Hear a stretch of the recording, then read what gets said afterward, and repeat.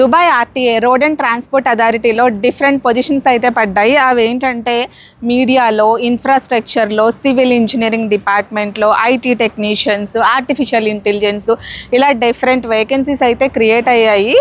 And ఈ వేకెన్సీస్లో కొన్ని యూఏఈ నేషనల్స్కి ఉన్నాయి, కొన్ని అయితే ఏ నేషనాలిటీ అయినా అప్లై చేయొచ్చు. అది ఎలా అప్లై చేయాలో చెప్తాను. దానికన్నా ముందు నా ఇన్స్టాగ్రామ్ని ఫాలో చేసేయండి. గూగుల్లో ఆర్టీఏ దుబాయ్ అని టైప్ చేయండి.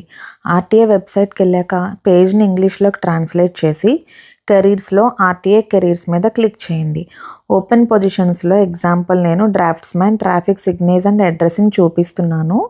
జాబ్ డిస్క్రిప్షన్ చెక్ చేసుకోండి. Qualification diploma in civil engineering. All nationalities can apply.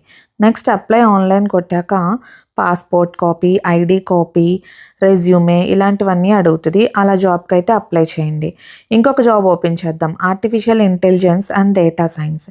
దీని క్వాలిఫికేషన్ వచ్చేసి masters or bachelors in computer science, artificial intelligence, 14 years of experience అని ఉంది. Required nationality UAE only. So ఇది మనం apply చేయలేం.